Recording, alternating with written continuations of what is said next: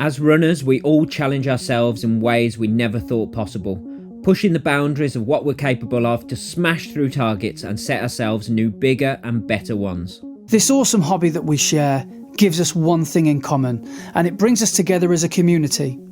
Whether you're working towards completing your first parkrun or you're a veteran of the sport who's run 100 ultra marathons, we all know the feeling of reaching that maxed out effort and our own red line.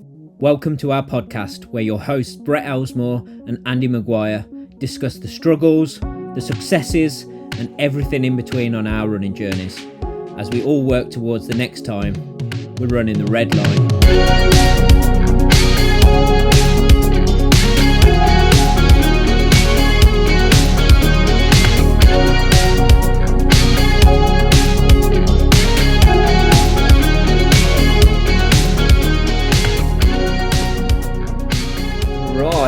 Okay, welcome everybody to episode 5 of Running the Red Line.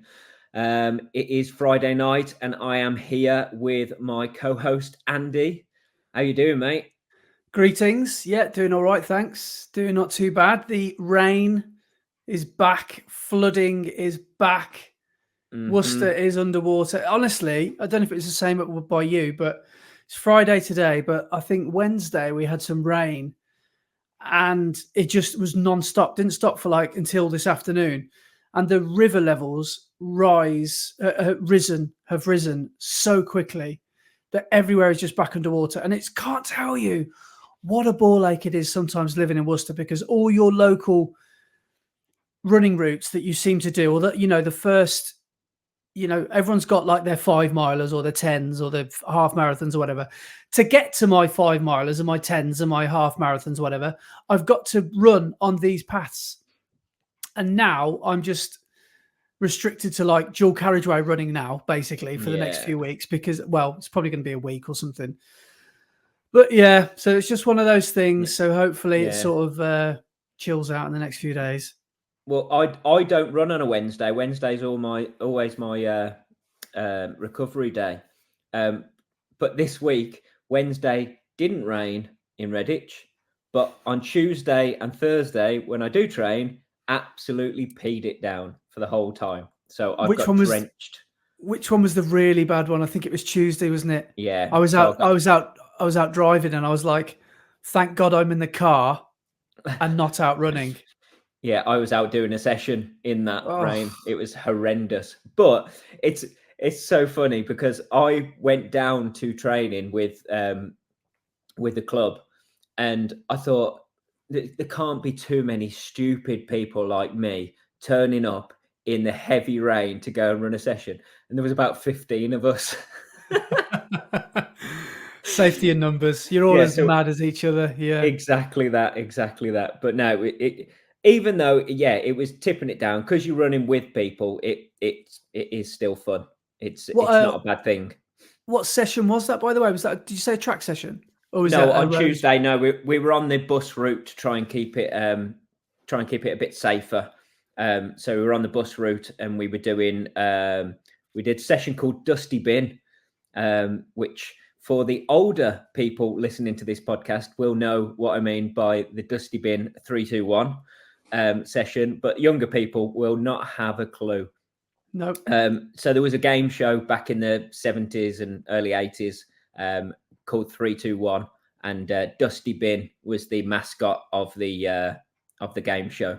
So it's the 3-2-1 session. So we do 3 minutes on, and then we have half the time of the effort as recovery. So we do 3 minutes on, 1.5 minute recovery, 2 minutes on, 1 minute recovery, 1 minute on, 30 seconds recovery, then back to 3 minutes on, and do that 4 times.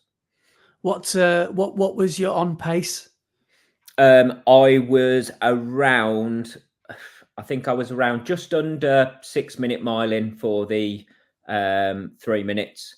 And then I think I'd went down to about 5:40s for the 1 minute. Wow. So you weren't hanging about then?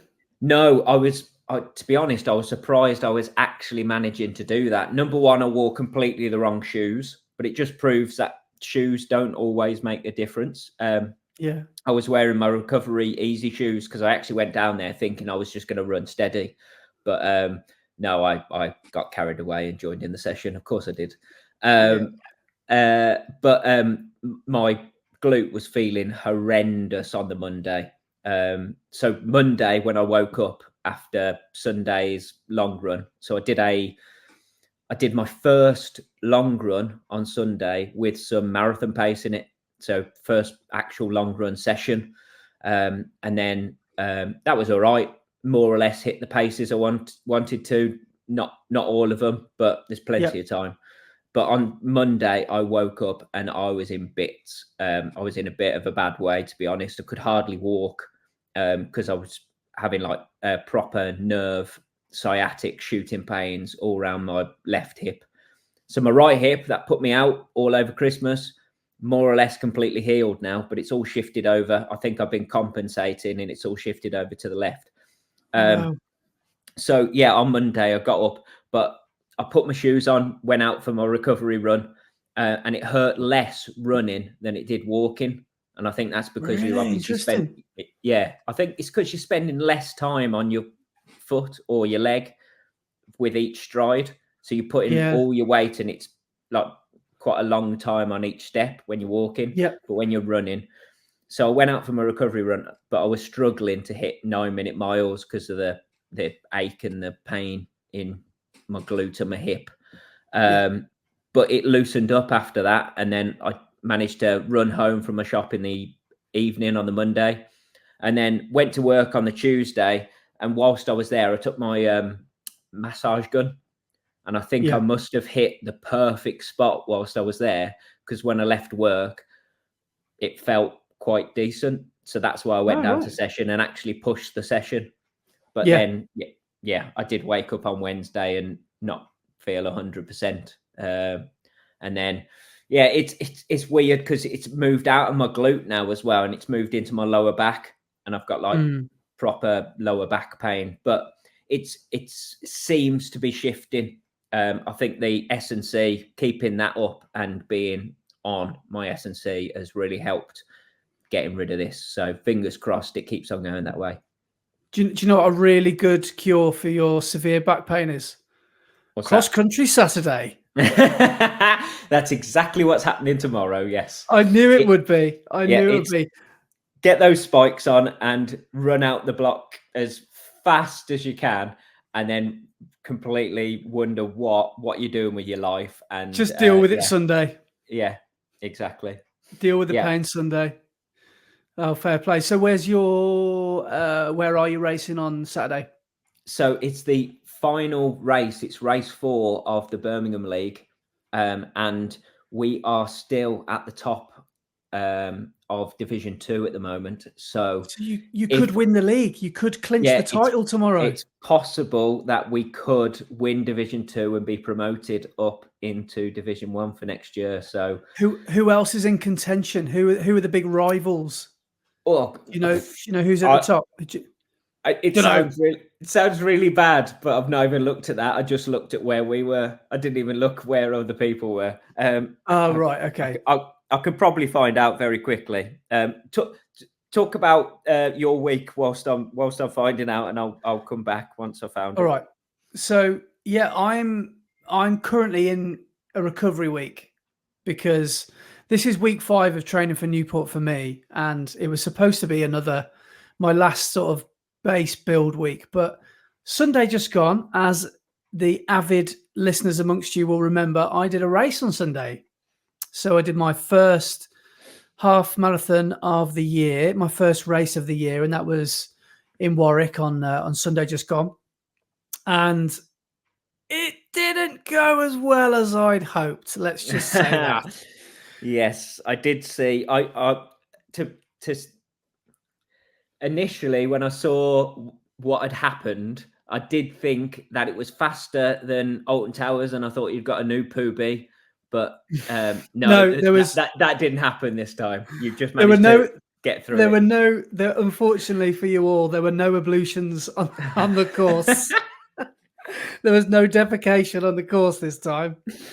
So it was just a pain I did actually deal with when we did that Alton Towers race a few months ago, but it was almost in a different place, and you kind of know, don't you, which side or which end or where you think it's going to come out of or come from, and it just felt like a gassy pain, to be honest.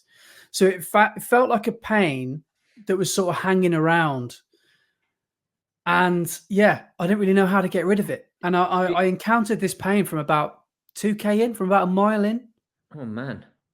So it wasn't very pleasant. When you say it was a gassy pain, do you think it was a digestive pain, or do you think it was something else? Well, it probably was more than anything. I mean, I've had since this, I've had a couple of comments. I can't, without flicking through now, I can't remember who said this, but someone said could be dehydration. So okay, a lack of, an unhydrated body is probably not a good recipe for a good race. So not necessarily the water that you drink on course, it's the damage that has been done 2-3 days before. Do you think you were dehydrated in any way? Not more than usual, but maybe I don't know, maybe I'm not really drinking enough. I mean, we have this thing at home. My wife, Laura, hates it because I say, she's always on at me saying, drink more water, you're not drinking enough water. And I always come back at her, say, well, I'm like a camel. I'm biologically similar to a camel. We don't need to drink. Me and the camels, we don't need water. We store it and we use it when we need it. Yeah. And then I go and nearly, die in a half marathon.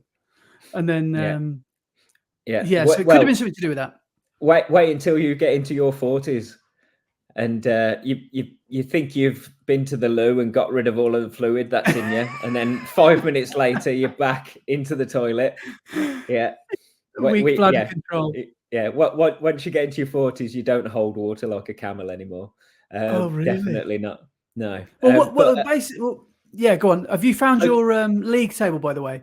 I have. Yes. Yeah. Sorry. I was just going to say, I've got into the habit now, though, of having an electrolyte tablet in a pint of water every morning when I wake up first thing. So before I do anything else for the day, I have that electrolyte tablet in a pint of water. And then just before I go to bed, I have exactly the same. So I'm always making sure that I've got that electrolytes, because the main reason for electrolytes is it helps the body absorb water. So you can drink as much water as you like, but if your body is needing electrolytes, you can't actually take on that water. Yeah. So this is we're talking about magnesium and sodium, is that right? Well, electrolytes are all your ums. So it's sodium mainly. And then it's got magnesium, calcium, and what's the other Potassium? There we go. Thank you very much. So yeah, it's got all of those in there. Those are your electrolytes, and that's what you get rid of when you're sweating. So have you ever been on a really hard run when you've got white all over your face? You've got like chalk. Yeah. It looks like you've got a chalk sweat line. Yeah. So I get that real bad. I sweat real bad during races and get white, crusty white all over my face. But that's your electrolytes sweating out all the salts in your body. So getting those electrolytes in. So once you're dehydrated and you've got rid of all of those electrolytes, taking on loads of water won't necessarily rehydrate you properly. You've got to get those electrolytes back in to allow your body to absorb that water and store it. The night before I did actually do the same. I did actually have 8 o'clock the night before, I did have a pint of Guinness. I mean, a pint of water, which was a drop a cyst tab of Guinness. I thought you was going to say a pint of wine. Yeah. I had a lovely little Shiraz. I'll stick a little cis electrolyte tab in. But no, I felt hydrated on the race.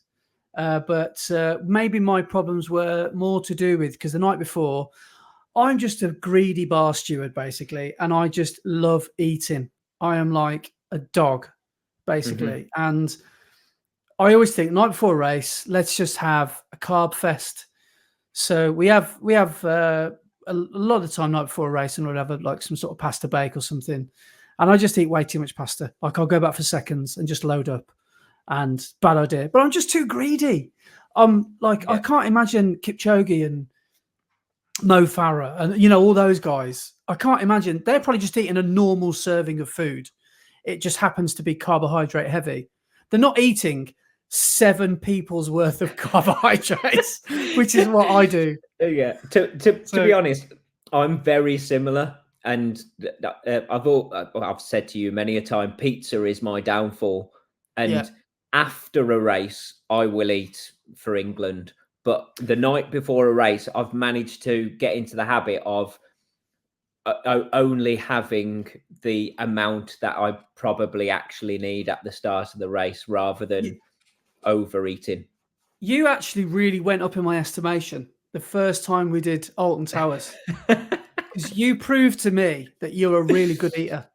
And I think that's a really good characteristic to have. Damn right, yeah. And I used to pride myself. Bonded over pizza. Well, I used to pride myself on being a good eater, but I thought, wow, I've met my match here, because I'd had, I don't know, it was like a Pizza Hut buffet style thing that we went for, which was like 20 quid per person, by the way. No. But that's Alton Towers for you. What else are you going to eat? That's what I had. That's why I had so much. Needed to have my money's worth. You've got to get your money's worth, right? Yeah. So I reckon we must have both gone up. You go to get your pizza and you get 7 slices each time. And I reckon I must have had, on average, no, not on average, as approximately, I reckon I had 3, maybe 4 plates, 4 plates. I reckon I must have had that day about 12 slices of pizza, which sounds excessive. It is, let's be honest. But I reckon you must have had 20 slices of pizza. And I was like, who is this guy? Well, who is it? Who is he? I'd earned it. I'd done those extra miles on that first Alton Towers. So that was the infamous one as well, wasn't it? Yeah. So you were angrily eating as well. You were eating with frustration and anger. So But no, I don't know how we started talking about pizza, but so that could have been a big part of my problem. Yeah, overeating the night before a race rather than eating afterwards. And that's an anxiety thing for me as well, because I always think I'd much rather be overfueled than underfueled, but I don't really think of the negatives that would come with being overfueled. Yeah, mainly toilet stops and genuinely, really hating your life. I suppose you've got to think about, though, yes, you want to be overfueled rather than underfueled, but I think you've got to think about what it is that you're overfueling with. And pasta is quite a dense food, sits in your stomach for quite a long time. And unless you get rid of all of that stuff that's in your stomach before the race, then it's going to sit there and, be a bit of trouble. So that could possibly be it. I mean, if you're going to overcarb and overfuel before the race, you want to go for lighter things that are carb heavy. So I don't know. That might have been it. The other thing I was going to ask you about as well is I noticed on your Instagram story you said race day and you were having an espresso first thing in the morning. Is that something you do? Is that something you do before every race? Well, yeah. Again, it's a little bit like I didn't want to have, because I usually have on the old Nespresso machine. I normally have what is it, like a 7 ounce, like a normal standard mug, like what you're drinking out of right now. If you're listening to this on Spotify and Apple, that'll make no sense. But he's just had a swig of tea. I've just described a mug. I think that's what I've just done. I should have said the word mug. So I have a mug of coffee, but I didn't want to have that much because I didn't want to be going to the toilet, basically. Because, again, I think this is a weird phobia I've got, but I really dislike. I'll tell you what started this for me, right? Manchester last year. I nearly got arrested before I started the Manchester Marathon because I went for a piss in a tree and got caught by a copper. And the problem was, right, so this was just as we were going into the start funnel, and I went for a wee, and this guy, and obviously I've got bright pink shorts on, but also I'd say in the blink of an eye, I saw about 8 people popping in and out the bushes. Like, I was like, okay, this is going to be safe. I'm in, a safe space here. I can just join in. My bad. I didn't run to the back of the hedge and go, but I got this, this Mancunian. I heard this Mancunian voice. He went, "Excuse me, pink shorts." I was like, "Oh, for fuck's sake, what am I doing?" I'm in big. I was halfway through a piss. Sorry, just to stop you there. Was that Mancunian? I'll try and do it like Liam Gallagher because that's the only way I could do it. All right, pink shorts. He's an angry policeman. Pink shorts. Are you aware that you're relieving yourself in a public place and there's children around? You gotta be yourself. No, it wasn't actually Liam Gallagher. And he said, "And what matters worse, you're actually relieving yourself on a police station." And I said, "Okay, that's bad, isn't it?" I didn't realise that. And I looked, and I was literally next door to like Manchester, Greater Manchester, big huge blue police sign above your heads. And I was like, "Oh," and I was like, and he's like, "Well, I can see you're part of the run today, so just don't do it again." I was like, "It's the story of my life, man." When I was at school, I always used to follow the naughty kids doing naughty things, and they would all run off. Yeah, like if and we were you'd down be the one to get caught. And I was 11, and all the 15-year-olds are kicking wing mirrors off cars. They'd all leg it. True story. I got caught by the police when I was about 10 or 11 and got pretty much frog marched home for kicking wing mirrors off cars. It wasn't even me. I was just out on that Friday night, and there was these reprobates around Bromsgrove kicking wing mirrors off, and then I got done. And I was like, I think I said to my mum, I said, "I think I'm going to be going to prison. I'll just say goodbye." The policeman said I could be in serious trouble, and he's advised me to come home straight away. Will you come and visit me, Mum? So I think I've got a bit. So that was like what happened to me at Manchester. I don't know why. I've got some sort of phobia about going for public urinations. And I thought, well, I just hate queuing for, the public toilets. And so if I don't have to go to the toilet, I won't. And that's one thing I need to get away from. Yeah, get that out of your system now. Well, get everything out of your system. Yeah, I wish I could. I wish I could. I'm too scared. But this is the thing. I saw you having that espresso, and I thought, is he having it early enough that he is going to empty himself before the race, or is he going to have the start of the race and all of a sudden feel like he needs to empty himself? Because if I ever have a coffee now before a race, I make sure I have it a good few hours before the race, so that when I get to the start of the race or before I leave home, I can make sure that I am empty before the race starts, because there is nothing worse than that feeling of needing the loo whilst you're in the middle of a race. So, well, I wanted the caffeine, and I didn't want the bulk of a mug of coffee, so I thought, right, I'll have an espresso. That should answer my problems. And I had understand that. And I took my flask, as I always do, and I had a couple of swigs. I didn't gulp my water down in the morning, and I actually got to the start line feeling kind of all right. It was only, like I said, 5-10 minutes in, I thought, oh, what's this? I'm not really feeling too good here.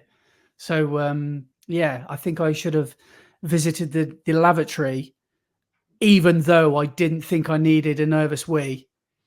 I think, to be honest, sorry if this is TMI, I think I just needed a big fart. I think that's what it was. And I wonder if that's what the gas...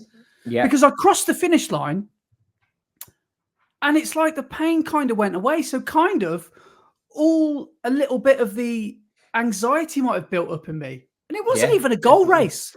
So it's just so funny the way that just the word race can kind of bring this kind of... it's adrenaline. Adrenaline's got a lot to answer for, isn't it? Yeah. And it kind of it gets things moving, doesn't it, around your body? And it can be your friend or it can be your foe. But but That's the thing. Coffee is because even decaf coffee has that effect on you that it is a diuretic. So it will make you number one, but it will also want to empty your bowels. Because that's what it does. The coffee content. So a lot of the time, as I say, if I'm going to have a coffee, I'm going to use it as a aid to empty myself, so I can start without all of that weight and stuff in my stomach and in my bowels. But a lot of the time recently now, to get past that, if I'm going out on my Sunday long run and I don't want to have to jump in the bushes somewhere halfway through, which as a runner, everybody's done that. And if you haven't, you will do. At some point in your running career, you are going to get caught short and you will be in a bush. Well, this is another thing that was happening to me. So I was thinking at 10 miles, I was thinking, well, I've only got 5K to go. Is there any point in publicly humiliating myself? Yeah. And jump, or should I just get on with it? Yeah. And just moan about it? There is a difference. There is a difference between being on your own and hiding in the bushes to do that, and a Paula Radcliffe. There is a very big difference between the two. I don't really know the Paula Radcliffe story. I think everyone sort of knows it, but no one actually really was it during the London Marathon? Yes, so she was running the London Marathon, cameras on her because she was the big star. And she had some stomach troubles and ran to the side of the race course, held onto the barrier, just pulled her shorts to the side, took a dump, pulled them back on, carried on with her race. That is kind of disgusting. It's very disgusting. But it's also really, I've got so much admiration for that because big time. She can just do it and just know this is what I need to do. And did she end up winning the race? I don't think she won it. No. Right. Not that year. No. Right. But that is, that's a serious amount of, because she could have just DNF'd.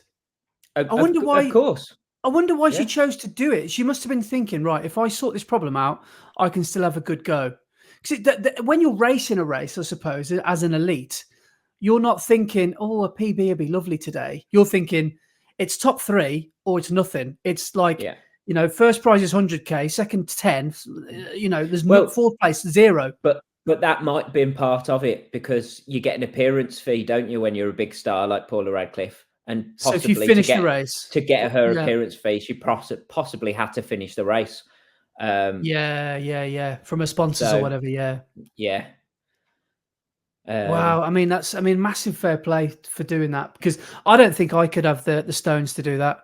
No. To especially during a huge race like that with the but you do what you got to do. Yeah. But going back to where I was before we got on to Paula Radcliffe. And doing it during the race. But before my Sunday long runs, rather than having a coffee now, because I'm getting up and basically getting out the door straight away for the run, so you haven't got time for your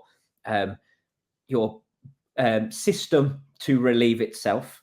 I've been having an electrolyte tab with caffeine, so you're getting that caffeine hit to perk you up, but you're not got the effects of the coffee. Because it's the coffee that is the diuretic and not the caffeine. Yes, I'm with you. Yeah, I've got I made because I tell you I've kept a little journal of my training. So I've made some notes on the day. So I'll see if it makes sense to me now. About the race. Is this after the race or did the notes before you started?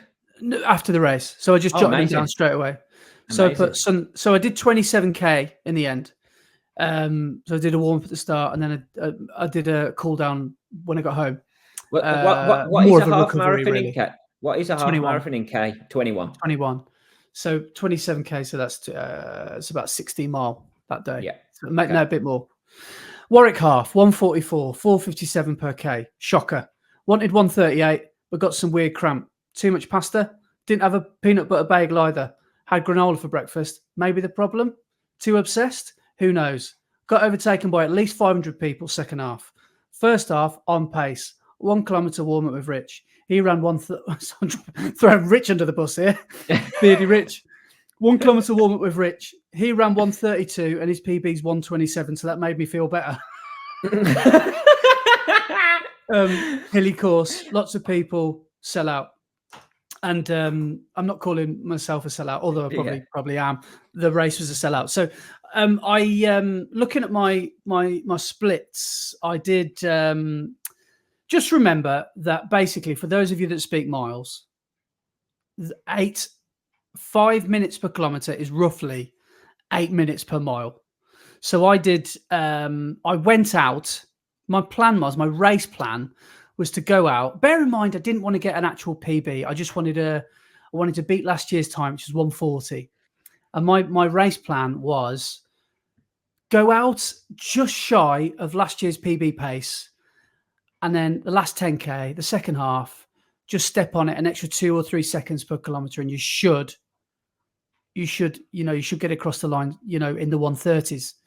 So I did that, to be fair, but I was struggling. So my first 9K, because 10K, the actual 10th kilometer was up a bit of a hill. And by the way, Warwick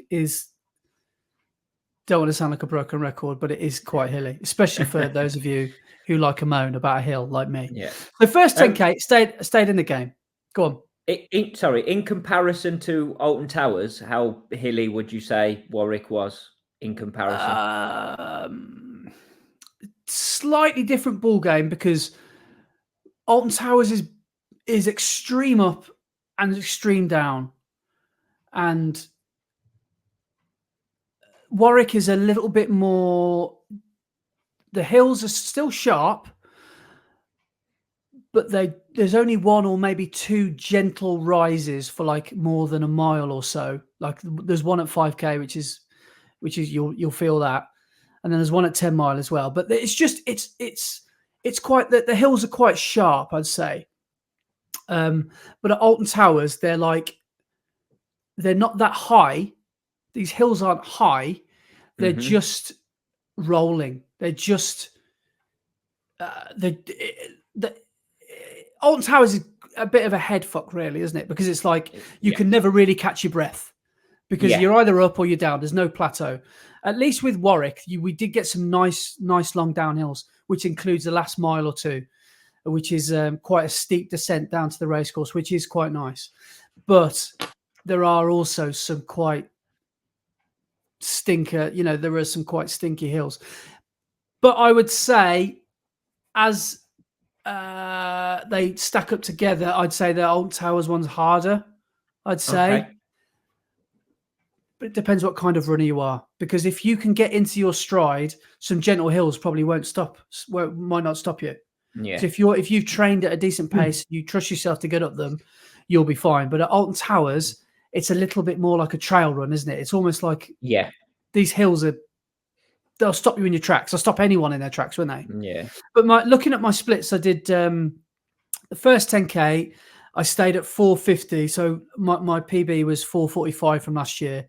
So slightly off the pace in the first 10K. And then that's how I knew it wasn't going to go to plan, because I'd already got to 10K and I was already behind where I wanted to be. Yeah. So then the next 11K, the next 6.5 miles, 7 miles, I knew I needed to do 430s per K. So that's about 720s or something like that. So it's quite quick for me. It wasn't far. That's your PB pace.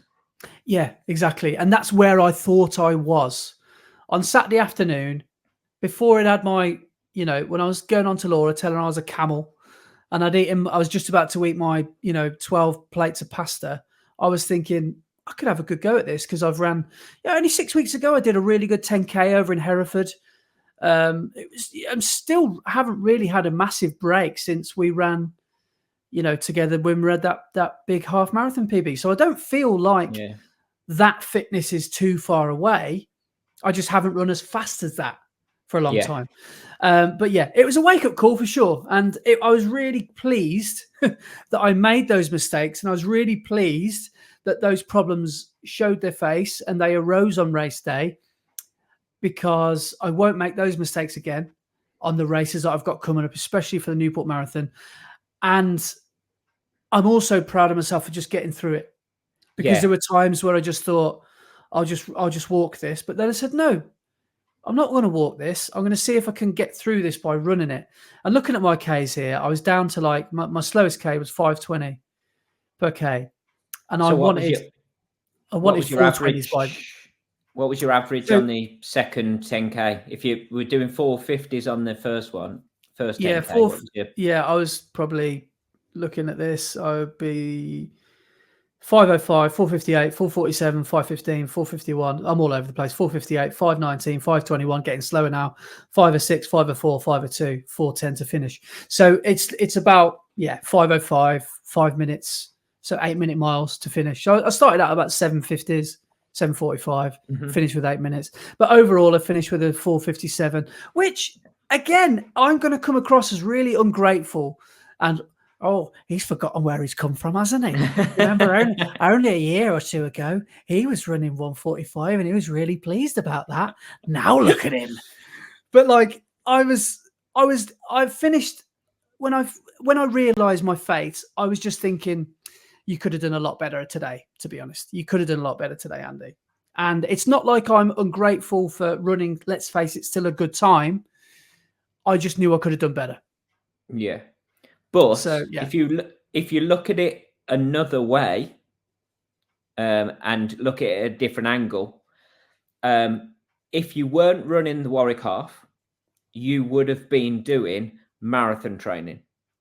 Yeah. Now, for that Warwick half, you've run 21K faster than marathon pace, or at marathon pace, because your target marathon pace is what, 8 minutes? It's a mile. Yeah, it's beyond 8 minutes, so it's about 8:10, 8:15.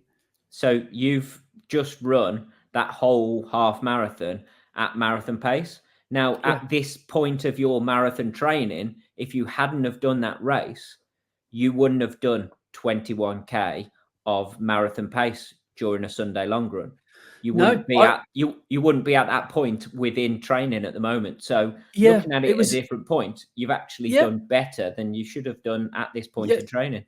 No, I suppose that is right. It was a hard session, and obviously the first half, it was a big positive split. So I was running a lot faster in the first half, but I suppose when you sort of think about it, it was a big marathon pace session. Yeah, if you compare it to what I did on Sunday, so you went and ran the half, I did a session in the evening, and I did 16 mile, and I did 3 mile warm up, and then did 6 times 1 mile on, 1 mile off, and then 2 mile warm down. So I only, out of those 16 miles, ran 6 mile at around target marathon pace. Yeah. So, and you've run 13. That is probably why these, what they call, a bit of a buzzword, but like these tune-up races are so useful, because you can inadvertently run really well. What you thought was a real big failure or a massive, just a day to forget, that actually could have been a really pivotal moment in my training. Yeah, that could really. You've got to remember to take the positives from everything. You can't just dwell on the negatives. Positives.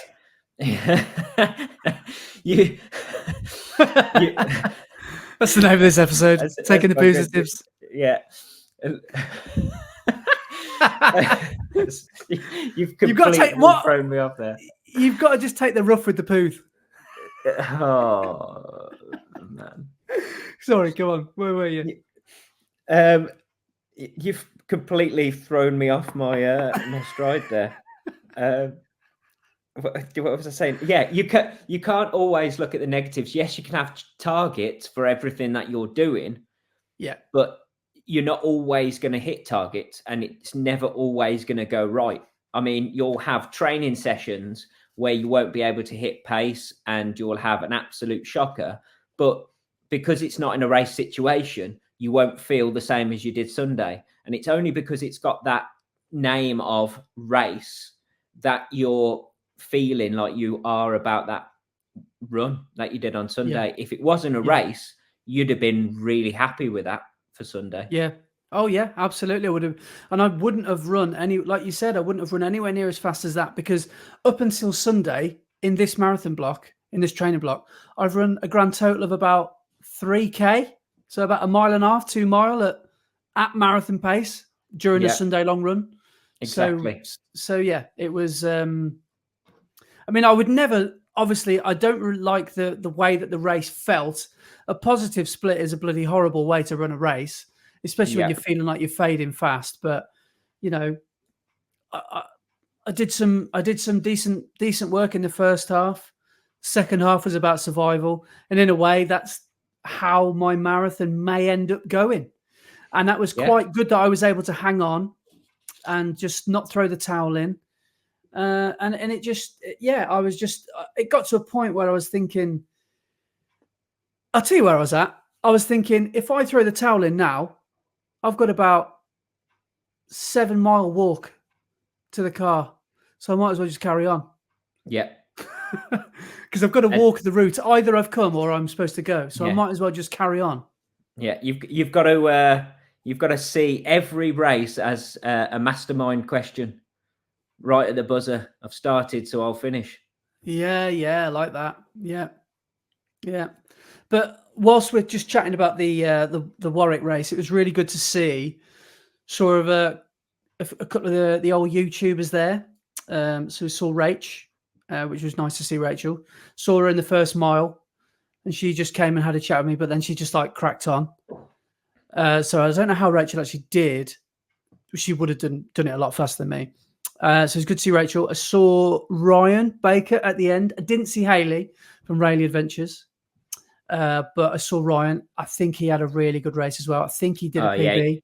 He ran 1:18.08 or something like that, which is absolutely flying.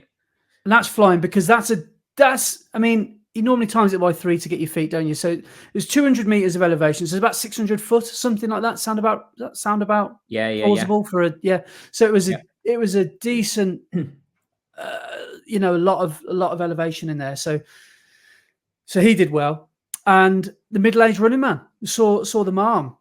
Yes. And it was just really good to just hang out with those guys for a bit, and it was nice to see them. And it was just nice to see a lot of people who come and watch the videos and listen to your podcasts and stuff, and listen to you talking about needing the toilet. And I can't believe we actually have got people that listen to us talking about this sort of stuff. So, so big thank you to everyone that came and said hello. You made me feel really famous. Thank you. Amazing. I'm gutted I missed it, to be honest. I would have really have liked to come. It's right up your street. It's right up your street, the Warwick run, because it's hilly. Yeah. And you'll be like, this is a bit of me, that's what you'll be thinking. My little short strides and fast cadence, it's they're made for the hills. Yeah. Because it's basically, the Warwick Half Marathon is basically an 11-mile race and then a 2-mile coast downhill as fast as you can. Because that last hill at 10 or 11 miles is, and then everyone knows that it's not even it's quite a sizable downhill as well. So the end is quite a nice reward. So is it 2 miles downhill, like you're saying, or is it 2 miles downhill, like you told me Weston Supermare half was? It's exactly like Weston. It's the last second half of it is all downhill. Yeah. just always take a little bit off from when I say, oh, it's this amount, because I have a tendency to over exaggerate distances. Yeah. So for people who don't know, both me and Andy influenced me, like the influencer he is, to go and run Weston Supermare half. Do you know, they never gave me any money for that. They said for everyone that signs up using your code, we'll give you £2. Oh, and they never got it. They didn't. Never got it. No. So and how many people signed up? Well, they never told me. I think it's £2. Well, you said you did. I used a code. But anyway, so Andy influenced me to go and run Weston. So we both went and run Weston Supermare half. And on the start line, Andy said, it's a really good course. There are some hills, but the last 2 miles, it's all downhill. So just get to that 11th mile, and then you'll just be coasting all the way to the end. So I pushed it all the way to that 11 miles, thinking, yes, it's going to be downhill now. I've got 2 miles of just coasting to the finish, and got greeted by another big old uphill.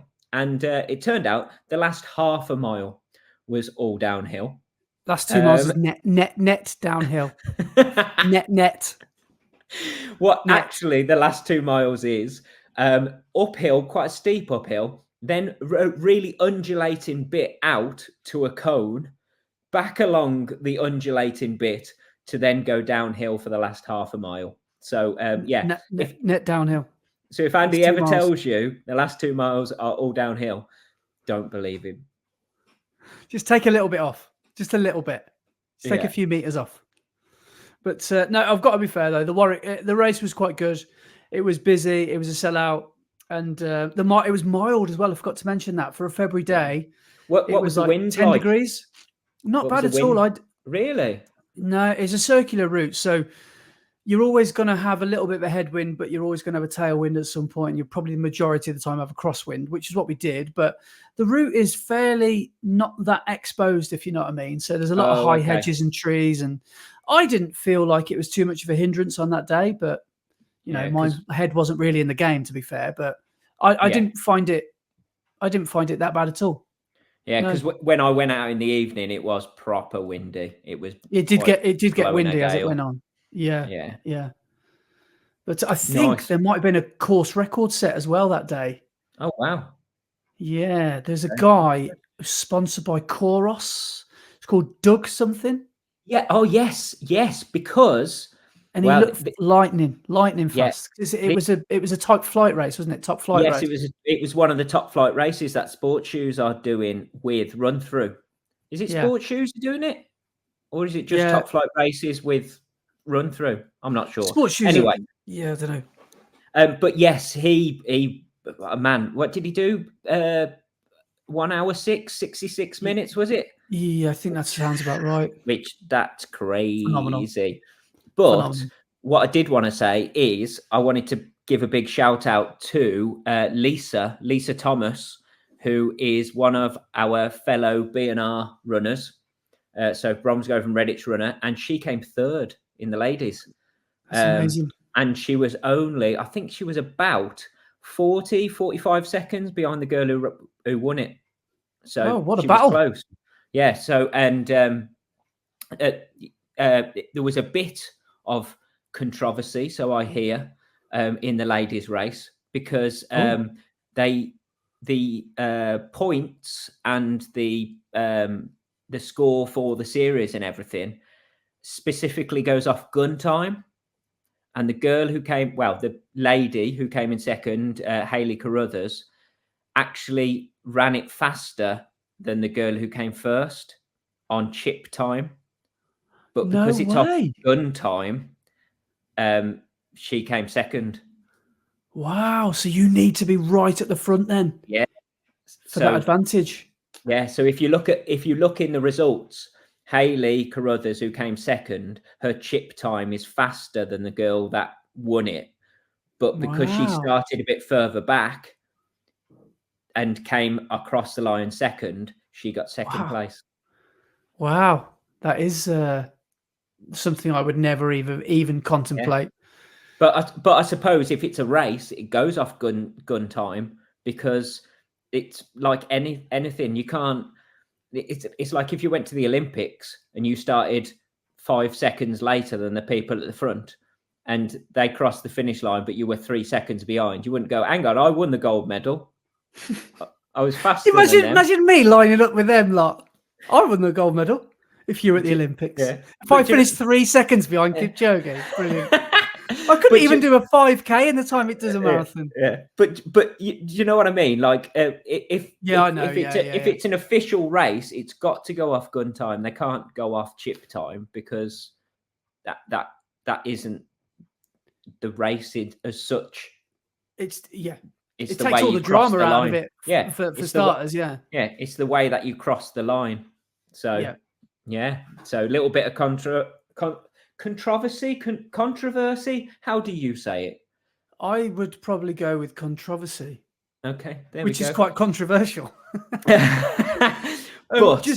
But yeah, I did want to say well done to Lisa. Congratulations on that third place. Fair play, Lisa. She's got points on the series. She's got series points. Ah, no. Well, I hope she goes on to smash it and do really well. Well, I did say that to her at training on Tuesday, and she went, I don't think I'm going to do any of the other races because they're all over the country. So that's me done for the series. But it's still pretty decent. Yeah. Well, just one last thing talking about this Warwick race. I did a bit of experimenting with my nutrition as well. So I've mentioned a few times that I've changed fueling strategies from gels to these, I guess what you could call these power bars. So this is what I've been using, which is called a Voom Pocket Rocket Electro Energy. And I'm holding this up to the camera for those of you that are listening. And it looks like, like a bar of chocolate, that sort of size, like a naked bar, I guess, that sort of thing. And it breaks into 4 and they become little cubes. And I took a whole bar with me because they say that 2 squares of this is 1 gel, which is, so 2 gels for a half marathon for me is probably overkill. I probably would normally have 1, but I just wanted to practice with it. So I took it with me.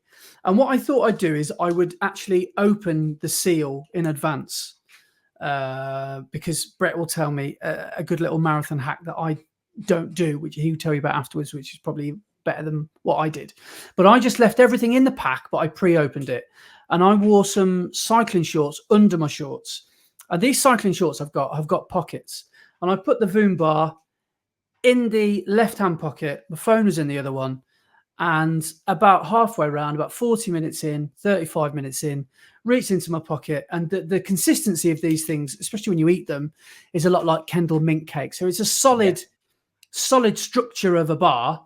But once you eat it, it kind of melts in your mouth straight away. But these things, you can't like crush them. They're quite solid. It had basically turned to sludge, to like slush, to mush.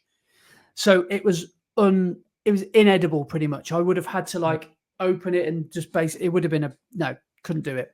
And then it got all over my shorts. I wouldn't say my shorts are ruined, but they're not in a good way.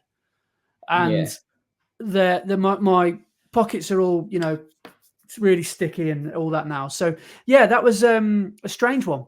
Because I really want to use these things, but that See, I'm really confused about that because I have been using them as well, using the Voom bars because we both had many samples, didn't we, at the running show at their we hadn't had any breakfast. No.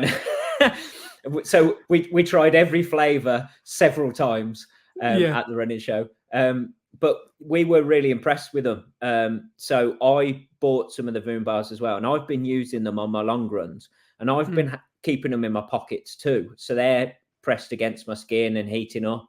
And mine haven't lost their consistency at all. They've stayed as solid blocks throughout the whole of the run.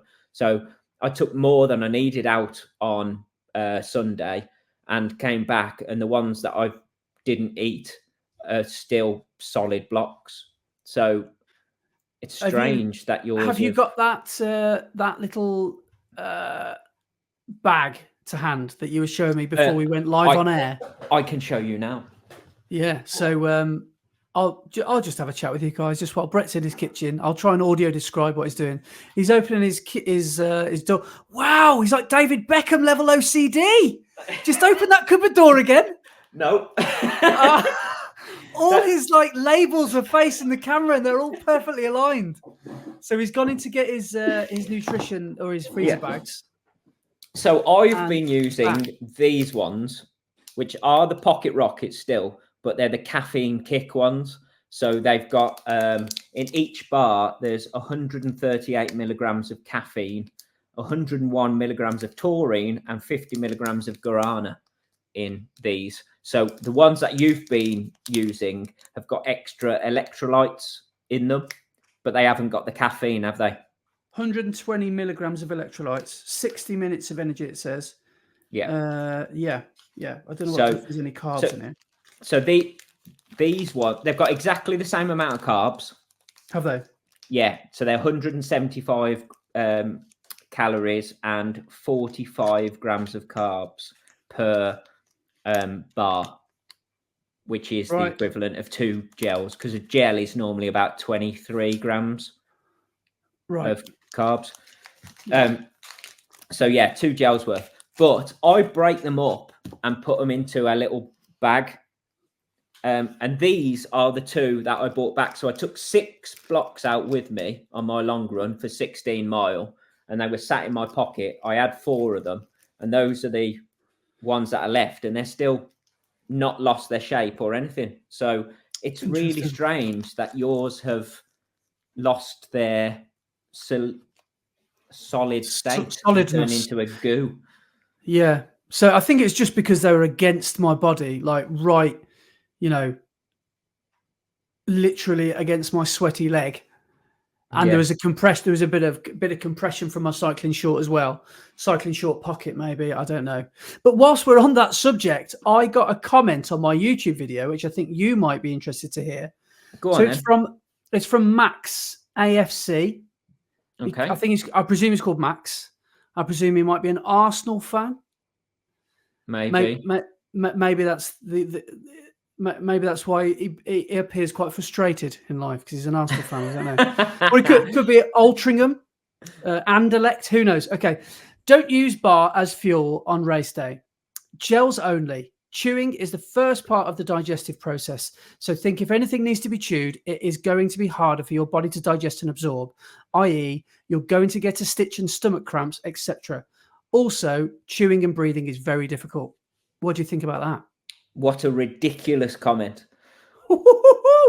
That's what I think anyway, personally. When you're chewing, especially if it's something sugary like the bars that we've got, your instant absorption of the sugar through your gums is going to be way more than a gel that you're drinking and going into your stomach. That's then got to dissipate around your body. So first off, I would say chewing is probably better to absorb the energy that you need, really, than gels, number one. Number two, what if you can't take gels? What if gels don't sit very well in your stomach and make you feel sick? Because that's where I'm at. Yeah, because that's me. I wouldn't. Yeah. So that's why I've arrived at this solid kind of stuff, because it's like a new thing I want to try. It's a new problem I've got to try and solve a different way.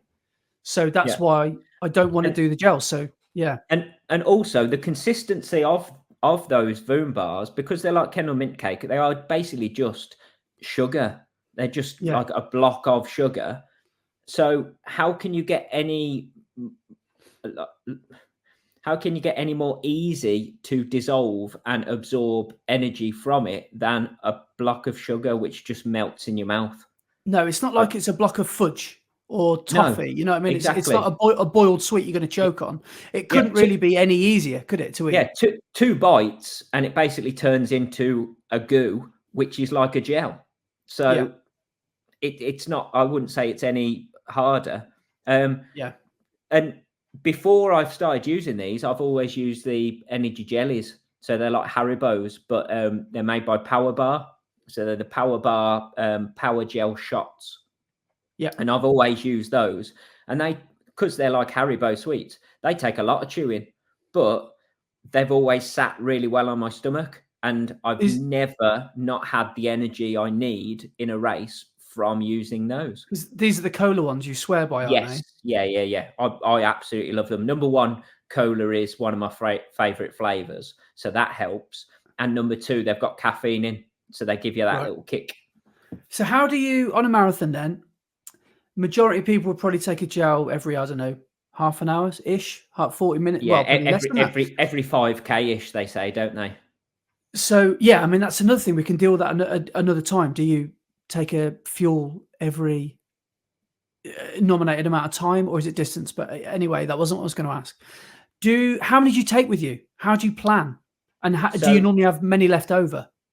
yeah, so in at Manchester last year with the power shots, I worked out about 3 jellies is around the same as a gel. So I just took 3 jellies per gel that I would have taken. So like every 5k or every 3 or 4 mile. I last year I went off every 4 mile. So I took my first lot at, I think it was 6 mile. It may even have been 8 mile, but I then went for every 4 mile after that. Right.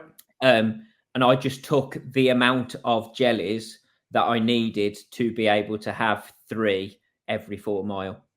So you're not taking one every 5 minutes, basically. No, You're not. No, I took 3 out of the bag every 4 mile and had those 3, and then waited 4 mile, took 3 out again. And yeah, they worked fine, and they don't take up any more room than a gel. Probably take up less room than a gel because you haven't got the packaging for each gel, and gels are such an awkward shape as well. Where do you put them? Unless you've got like a gel band, like a waistband that people have got where they stick through and things. Yeah. But then it's rubbing against you, and the foil is scratching your skin and all that sort of stuff. Whereas the jellies I've got, they're jelly, so they conform to shapes and they're soft. And do these things contain electrolytes as well, or is that external? Is that yeah? So I tend to use the electrolyte capsules. So they're like tablets, and then you just take one of those whenever you have some water at a water station. Yeah, fair play. Yeah, but yeah, I've never got on with gels, so yeah, I find it very strange for someone to say you should never take anything but gels. If you are chewing, it's never going to work. That's a ridiculous thing to say, because that's like saying you shouldn't eat food. You should only drink liquids, because food takes too long to digest. You won't get energy from that. You can't survive on food. So make sure you blend everything, turn it into a smoothie and drink it. Yeah, I see what you're saying. Yeah. But that's only my opinion. I mean, people are welcome to have their opinion, but you can't tell someone what they should be doing, because especially as we found out, if gels don't sit well on your stomach, you can't then just keep on trying and trying and trying again. It's the same as like you've said about training in the past, like that old adage of stupidity is trying the same thing over and over again and expecting different results. Yeah. If gels aren't working, stop using gels. That's it's silly to try and put yourself through that agony and that pain of stomach and discomfort in your in like that middle section of you whilst you're running a marathon. There's enough things to worry about and enough pain to go through without having stomach issues as well. Because it could end up being one of those things where if you keep not getting the results you want, you end up resenting the sport and not the thing the habit or the thing that you're doing. So you end up I can't be, but I don't want to run marathons anymore. It's too humiliating. I can't get any faster, and I'm nowhere near where I want to be. So I just won't bother doing it anymore, rather than just making a quick change or a quick fix. Yeah, it's like I hear a lot of people say, "Oh, this gel, it's so sickly. I find it really hard to take on during the end of the marathon." Don't take that gel then. Find another one with a different flavor and a different thing. Just because people are saying this is the one to use doesn't mean it's right for you. I mean, how many people use that Morton, and how many people have had bad responses to that Morton? I don't actually know the answer to that question. Are there a lot of unhappy customers with Morton? I've heard lots of people who have said that they can't stomach it, but I think I'd have exactly the same problem because it's a gel again. and they just don't sit well. I don't know. Well, fair enough. Because I mean, gels obviously work for a lot of people. Yes, they do. But I know you. In no way am I saying don't take gels, take jellies instead. What I'm saying is look at all of the alternatives. One isn't always the correct one for everybody. That's why there is lots of options. There wouldn't be all of these options if one was the correct one for everyone. Yeah. So it's find what works for you. But I suppose that's with everything in training. Find what works for you.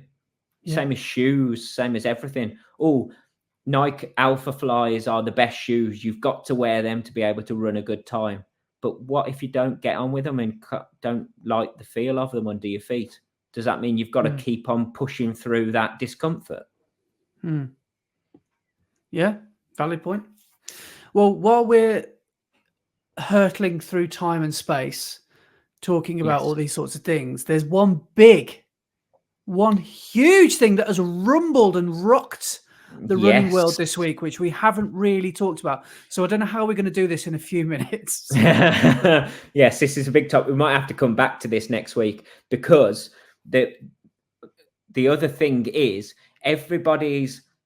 there's a lot of people complaining about it right now, but we don't actually know what everything's going to look like until tomorrow afternoon.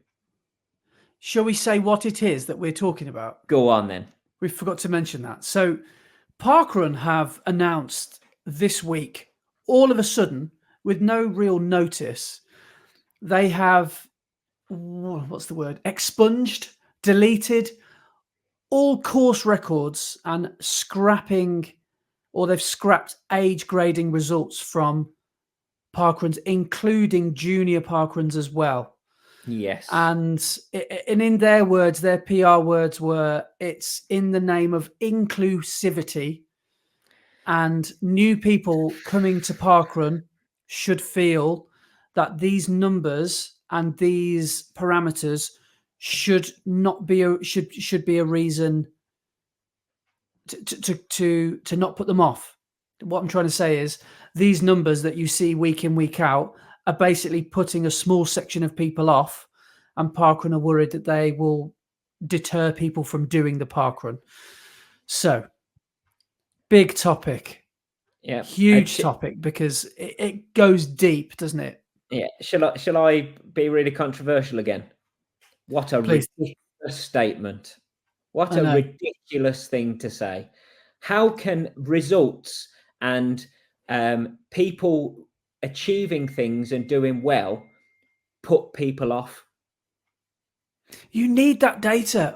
So I'd say 99.9% of us need that. Like it's not even a want. It's like we need it, even if it's not what, it's just data. And it's like, even if you don't want it, it's there, and it's such good data. Inspiring. It's inspiring. It's not off-putting. New people to Parkrun, everyone I know who have been to their first ever Parkrun have said, really enjoyed it. I can't believe how fast some of the people go round. I hope I can be that fast one day, or I hope I can get a little bit faster. I'm never going to be as fast as them, but I hope I can be a bit faster. It's not like it's off-putting at all just because there's faster people. Yeah, it's disappointing, really, because it feels like it's they've pandered to a small minority, and we all lose out, really. Yeah, trying to be inclusive of everyone, they've actually made it non-inclusive, because the people who want the data, they've stripped it away from them. So how's that being inclusive? I was talking about this earlier, and I was saying to somebody, it's a bit like Ofcom with people complaining about TV shows, where they write to Ofcom and say, I was absolutely appalled by this. I was really offended by this TV show. I hated every second of it. I watched the whole episode and I did not like one little bit. Yeah. There are plenty of other TV channels. If you don't like watching them. something and you're offended, don't watch it. It's the Yeah. same as these results at Parkrun. If they're going to put you off, don't look at them. It's very simple. You haven't got to click on that link. Just because there's a link on the website doesn't mean you've got to click it. No.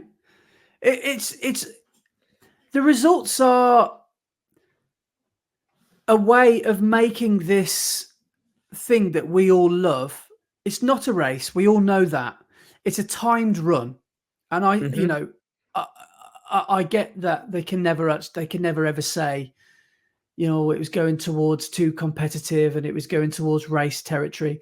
But that's not what it is at all. No. At all. And I don't think anyone treats it as a race. No. Even the people at the front running stupid quick times, they're not treating it as a race. No. It's I mean, we haven't really gotten to the real deepness about it, but we're just going to skim over it. Basically, a lot of female record, I don't know if it's a lot, at least 3 female records have been held by transgender athletes. And because I think there's been a bit of uproar, I think the problem is to do with that as well. Yeah, I wouldn't which be is surprised. a very tricky subject to deal with. Yeah, I wouldn't be surprised if Parkrun and the powers that be at Parkrun have swerved that conversation to not get involved in that conversation by stripping away these results. Because if the results don't exist, then they haven't got to have the conversation about why the results are like they are. So it's going towards, I mean, would you be surprised? Let's make some predictions, right? 10 years time, 5 years time. I think the next thing to go is dogs. I think dogs will be banned at Parkrun soon. And I wouldn't be surprised if the clock gets scrapped within 10 years. Yes. 5. Yeah. I wouldn't be surprised if it's just to turn up, have a run, put yourself on, tag us on your things on social media, have a good run. I wouldn't be surprised if they scrap the clock. Because this is the thing, if they don't want records and they don't want all of the fastest finishers and the age grade tables and things like that, why do they bother timing it and giving you a position? If it's not supposed to be something like where you push yourself to try and get to a higher place on that leaderboard or whatever. Because I know one of the things that they've got rid of is all of the men who have ever gone under 17 minutes. And that so there was 2. Hang on, let me go through exactly what they've got rid of, because there's a statement from Parkrun which I've got in front of me. So they've put, based on the conclusions and recommendations of the project group. Who this project group are, I'm not quite sure. We will no longer publish data such as most first finishers. So that's a list of people, a league table of people who have come first at Parkrun the most times. So they've got rid of that. Sub 17 men. So that's a list of all men that have gone under 17 minutes. Sub 20 women. So that's all women who have ever gone under 20 minutes. And age, grade, and category speed records. So that's a league table of highest age grading. Yeah. So one of those tables that they've got rid of, one of those lists, is the sub 17 men. For the last couple of years, have thought, how amazing would it be if I can get my name on that? That's one of the things that I've been turning up to Parkrun and thinking, one day I'm going to break 17 minutes and get on that list. But now that achievement's been taken away. Good. I can't achieve that anymore. I can get a sub 17 Parkrun. I could go and run 16 something, but I'm not going to get on that list, which I've always gone, I'd love to get on that list. Yeah, because it's a really unique, list to be part of as well. It is, yeah. And it's like they've not celebrated. No. You've been doing this for what, 12 years? It's not like you've just turned up, you just turned up last week and you started running fast and you've jumped on the bandwagon. Like, you've been doing this for 12 years. So many people are getting shafted who have been coming for, some people have done 500 parkruns, haven't they? I know, yeah. And it's like all of their records have disappeared. So they're like, I know. It's really, really disappointing, isn't it? I think it's all anyone's going to be talking about tomorrow. Are you going to go down before cross country or not? I don't know. I'm not sure. I'm not sure. I'll see how I feel in the morning. But I'm going to head down to Worcester, I think, and I'm sure it's all anyone's going to be talking about. Yes. But yeah, we'll wait and see what these results look like on this time tomorrow. Yeah. Like, I wonder. This is the thing. Parkrun have said your personalized results email and your individual profile pages will remain unchanged, as will the results page for every event. The event history page will also stay the same, including the sort function at the top that allows data to be displayed in different ways. So they're not getting rid of all the data each week that you get as a runner. So you'll still get all your data. But what they've got rid of is those league tables, if you like, of who has done the most first finishes, or all the people who have run in the 17, who has had the highest age grade percentage and things like that. Yeah, I looked on Worcester the other day, and there was a league table of the top 100 historical ever finishers. Yeah, and it was all the from the course record, which is like 15 minutes, right down to about 18 minutes or something like that. But that's that's inaccessible now.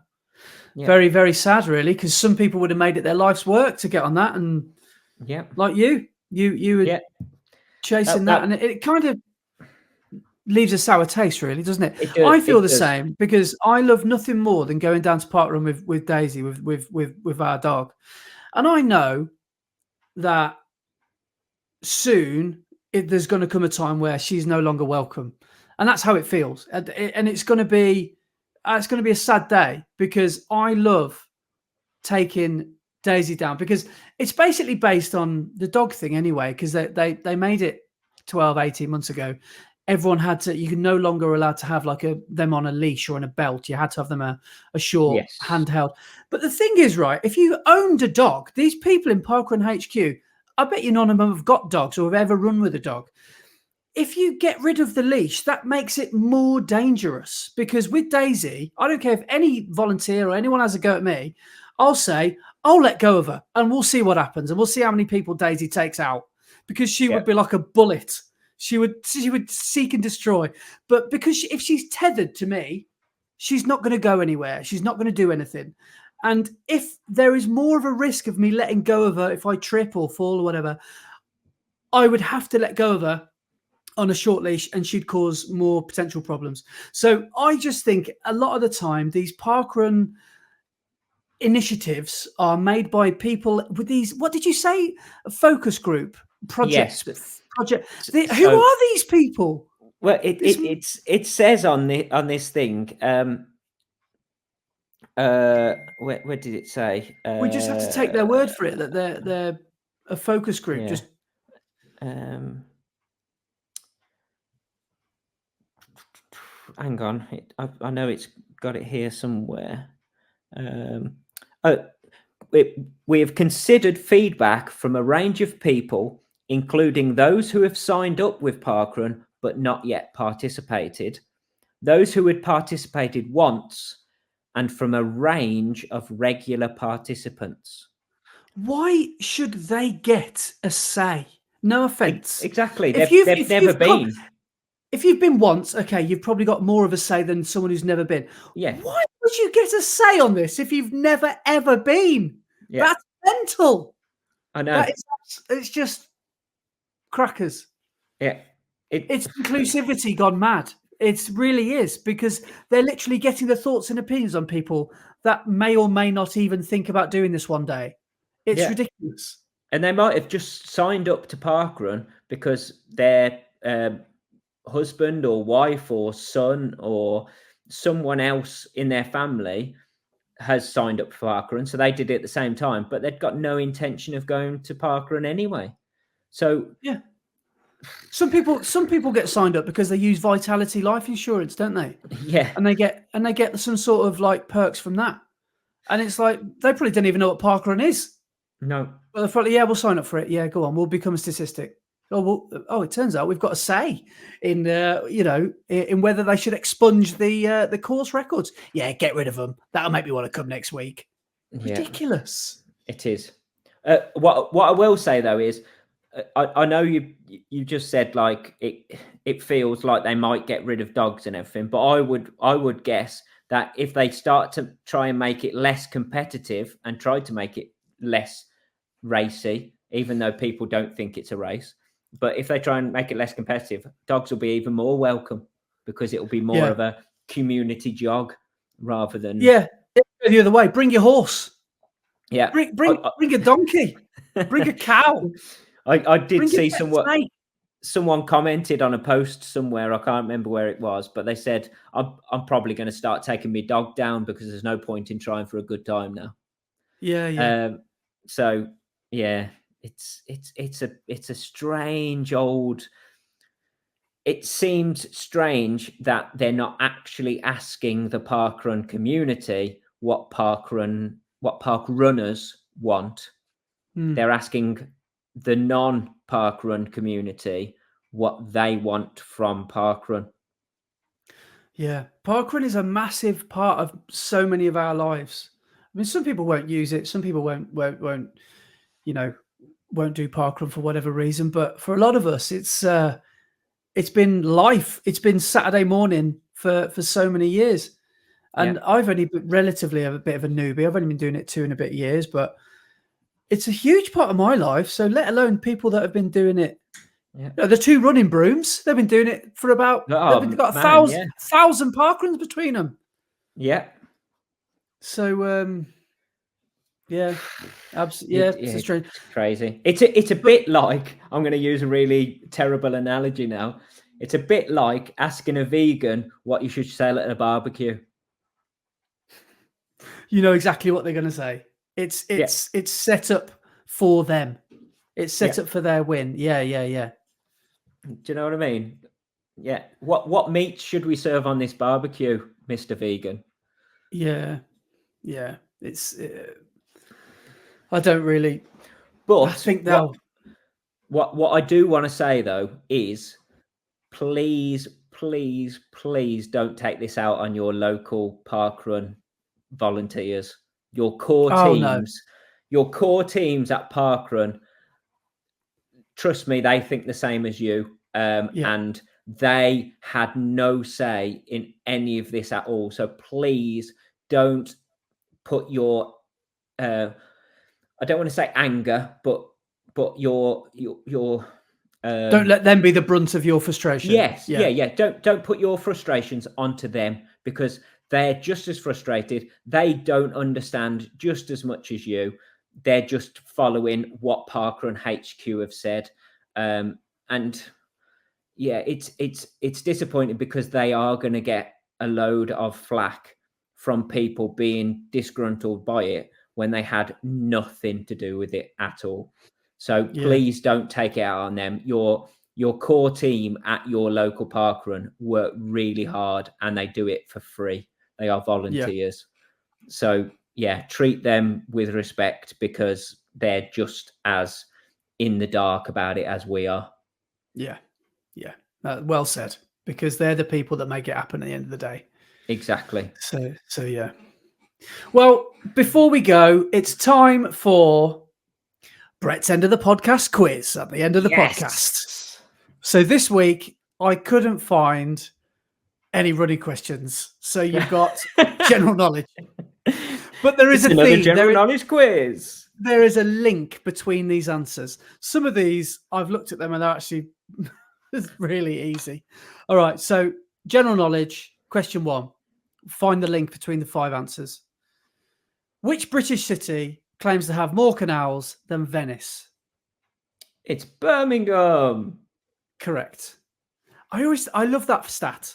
And I love it when proud Brummies say, oh, we've got more canals in Venice. I feel like saying yes, but is there a Shard End in Venice? Is there a Winson Green?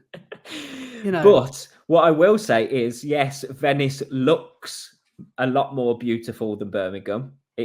Birmingham hasn't got the looks on Venice, but it's got the smell. Venice I've not been. I've never been to absolutely Venice. stinks.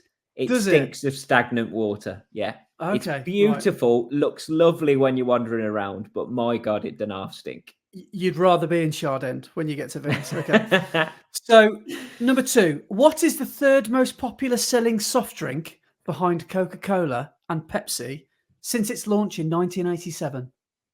The third best selling. Yeah. And as always, these questions are straight off Wikipedia and Google, so they could not be 100% factual. So third best selling, and it was released in 1987. So it's a relatively new drink, yeah. Okay. Third best selling. Ooh, I'm gonna go for something like. Well, it's whether you go for the Coca-Cola version, the Coca-Cola company version, or the Pepsi-Cola company version. I think it's the brand, the umbrella. So anything that Coca-Cola own, it won't be that. Oh, you know what I mean? Okay. So if Pepsi own Lilt, for example, it won't be Lilt. I was going to go for Tango or Fanta. So that doesn't work then. No. Okay. It's another huge multi, stock exchange brand. I really don't know then. They're a leading player in another industry within the soft drink industry. That industry, it's too easy if I tell you, is energy. Is it Red Bull? Correct. Yeah. Yeah. Yep. That's mad. They're the third best selling. Yep. Apparently so. Probably because Pepsi and Coke own the rest of them. Well, that's the thing. I was trying so hard to think of any other soft drink that Pepsi or Coca-Cola own, and I couldn't think of any until you said that. Yeah, man, that's probably why. So, question 3: what is the second? This is a 50-50, really, as far as I'm concerned. What is the second largest bird in the world? Second largest bird. So, largest bird's got to be an eagle. Is that no? No, you're shaking your head. No. That's what I mean. It's a 50-50 because once I tell you what the biggest is, the other ones, it's that one. These things have got really long legs. Oh, it's an ostrich. So what's the second largest bird in the world? So it's an emu. Emu is correct. Yes. Okay. You know, I didn't even think of those because you don't really see them flying around. Yeah, but they do you know what the biggest British bird is? Wingspan. British bird's wingspan. Yeah. Well, I've got to say, this is terrible, but I once hit an owl with my car. That was so Partridge-esque. And I went back to finish him off with a jack.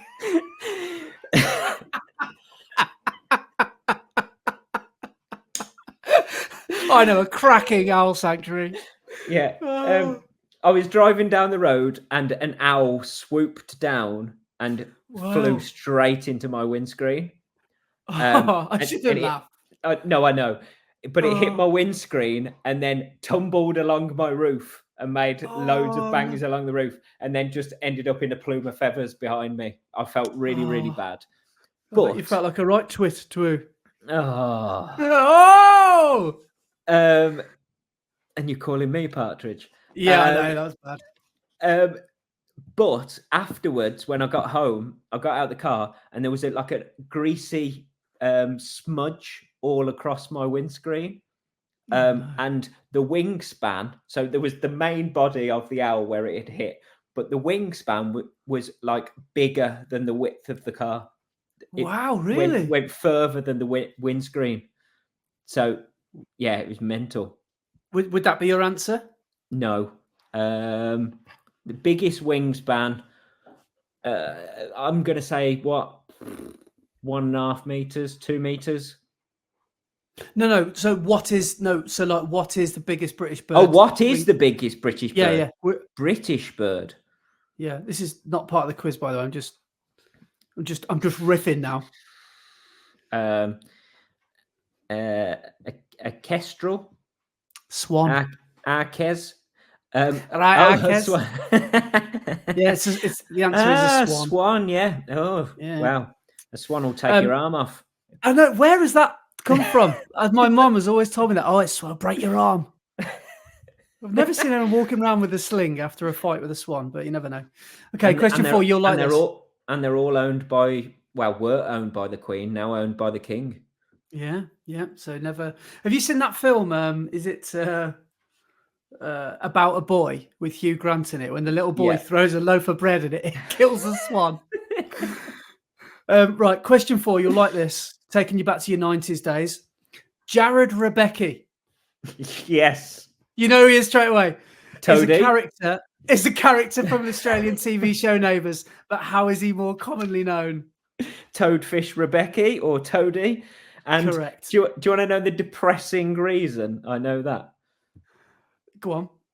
I had long hair and an undercut when I was at school, and I was slightly chubby. So my nickname for a long time was Toady.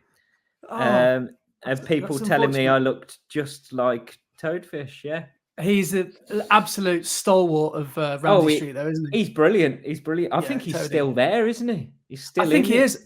I think they stopped Neighbours, but it's come back, hasn't it? Yes. Yeah. It's now on Amazon Channel 5. No, it's now on Channel 5, isn't it? Oh, is it Channel 5? Is it? Oh, right. Yeah. Last question then.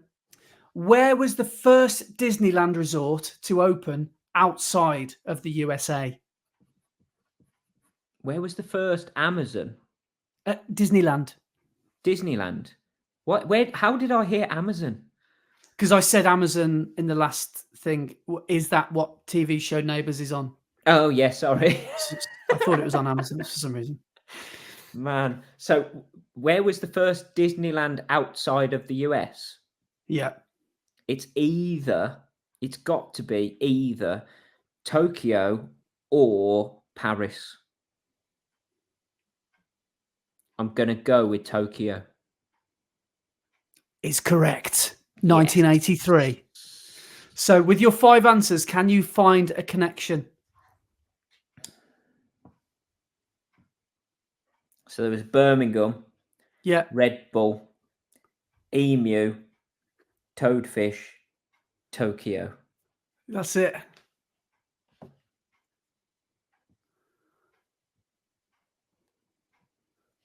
And there's a connection between all of those. Have you written them down? Yeah.